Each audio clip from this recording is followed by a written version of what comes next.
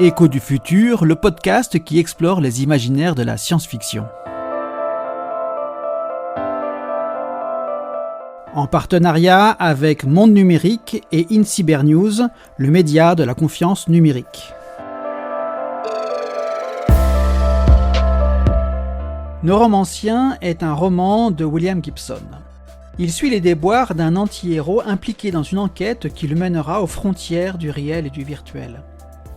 Dans une aventure entre terre et espace, au cœur d'une lutte entre humanité et intelligence artificielle.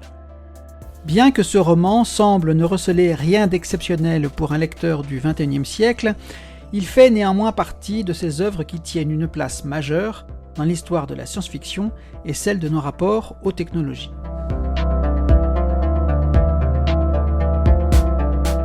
Si aujourd'hui cette place ne semble pas évidente, c'est que d'une part les sujets cyber, de réalité virtuelle et d'IA sont des thèmes récurrents dans la science-fiction, que l'on évoque la littérature, le cinéma, la bande dessinée ou les jeux vidéo. D'autre part, notre présent tente à rattraper la fiction. Ce qui semblait lointain il y a peu est en passe d'intégrer notre quotidien. Ceci étant dit, il est habituellement attribué à William Gibson, l'auteur de Neuromancien, l'invention du terme et du concept de cyberespace. Il est aussi dit que son œuvre est la première du mouvement artistique appelé cyberpunk, mais ces références sont vaines s'il n'est pas précisé que ce roman a été publié en 1984. Rappelez-vous, à cette époque, point de téléphone portable. Le Radiocom 2000, l'ancêtre de la téléphonie GSM, ne sera lancé qu'en 1986. Les réseaux informatiques interconnectés, on ne parle pas encore d'Internet, échangent des données à un débit de 56 kilobits par seconde. Il faudra attendre 1989 pour passer à 1,5 mégabits. Il faudra surtout attendre 1991 pour pouvoir consulter le premier site internet et 1993 pour voir le World Wide Web quitter le giron des militaires et des scientifiques pour passer dans le domaine public. Alors oui, en 1984, William Gibson a fait preuve de génie quand dans son roman Neuromancien, il décrit ce qui, aujourd'hui, est pour ainsi dire notre quotidien. Sans rien dévoiler de l'intrigue, plongeons-nous dans l'œuvre de Gibson pour découvrir ou redécouvrir toute la puissance de son intuition là où, avant l'heure, il traite donc de cyberespace, de cyberespionnage, de traitement des données, d'interface humain-machine et d'intelligence artificielle.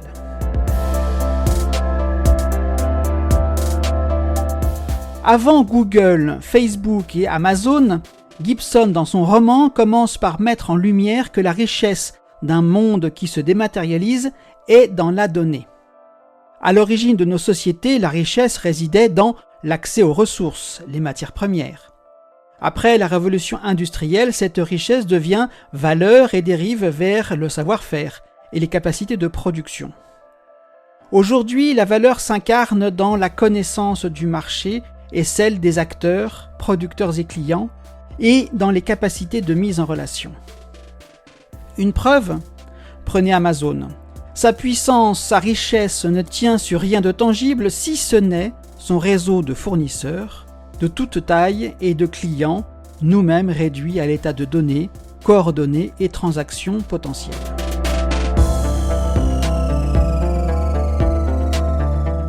L'autre domaine que Gibson explore est celui du traitement des données dans un réseau global. Plusieurs auteurs et nombre d'œuvres se sont essayés à cet exercice, sachant qu'il n'y a rien de moins figuratif qu'une infinité de 0 et de 1, le code numérique.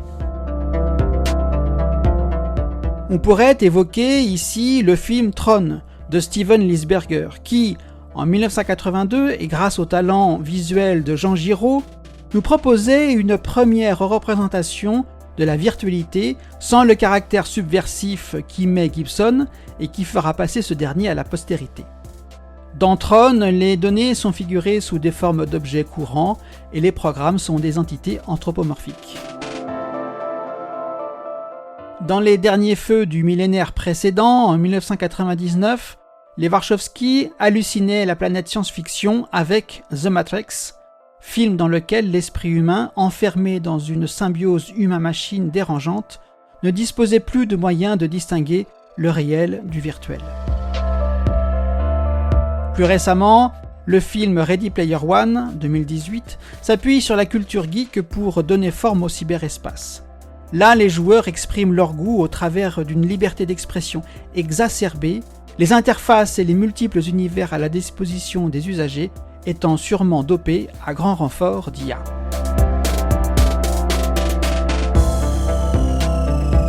Mais, bien avant tout cela, la proposition de Gibson est plus psychédélique, ou tout simplement subjective, dans la mesure où la psychologie de l'individu qui se connecte au réseau est convoquée dans la représentation que ce même individu va percevoir du réseau. Les systèmes qui gèrent le réseau global et en génèrent des représentations subjectives ont donc accès à la psyché des usagers. Les systèmes se servent de cette connaissance pour proposer à l'individu des figurations convaincantes, attrayantes, en faisant appel à l'intime. On aborde là un autre aspect des intuitions de Gibson, les enjeux de l'interface humain-machine. Et c'est peut-être dans ce domaine qu'il conserve le plus d'avance par rapport à la réalité.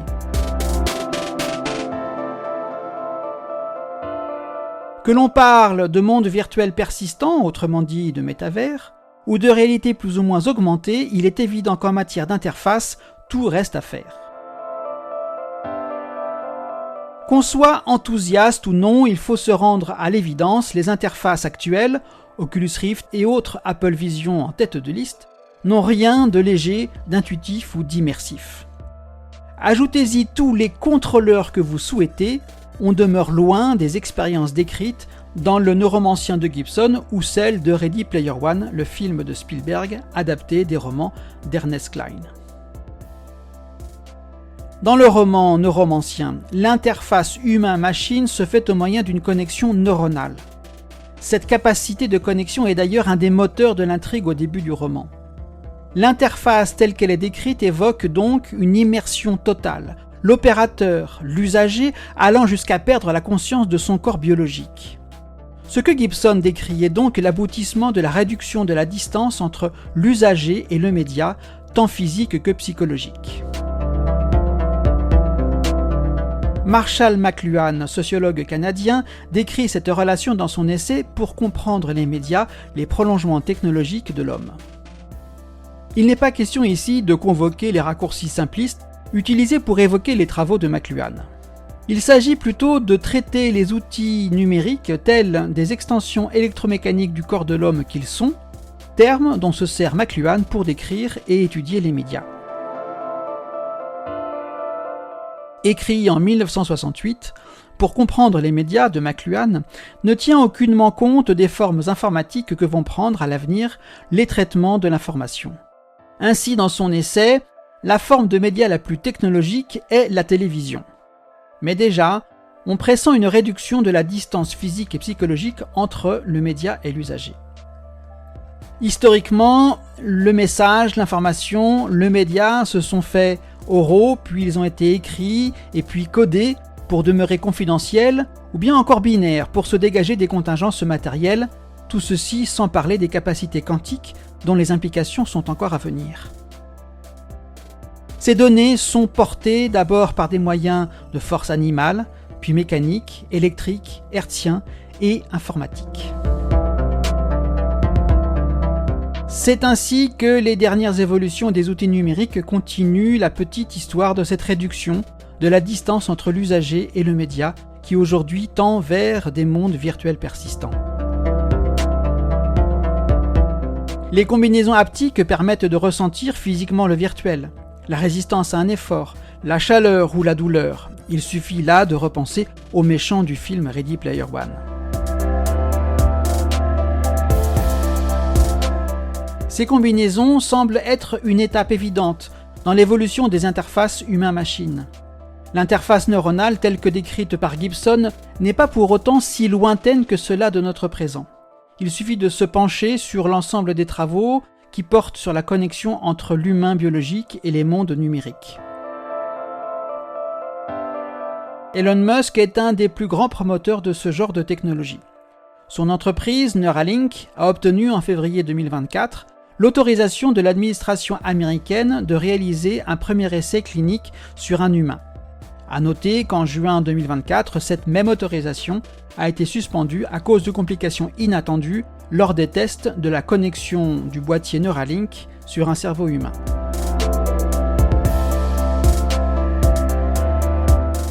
Les motivations de l'entreprise de Musk sont pour l'heure médicales.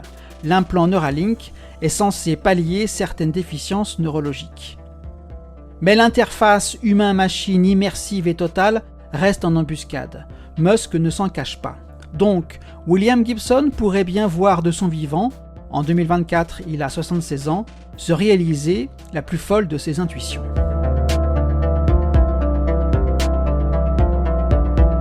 Pour finir, et en faisant l'impasse sur la question de l'IA qui est un sujet régulièrement traité dans ses chroniques, reste encore à évoquer un dernier thème qu'aborde le roman, la drogue. À propos de consommation de substances plus ou moins addictives, telles qu'elles sont évoquées dans Neuromancien, on pourrait prendre le raccourci qui consisterait à dire que Gibson a été excessif dans la description qu'il fait de ce thème. À moins qu'on ne fasse preuve d'un peu d'honnêteté en voyant dans ces pratiques compulsives et chimiques une métaphore de nos addictions contemporaines aux écrans, aux applications qui nous incitent à des pratiques elles aussi addictives.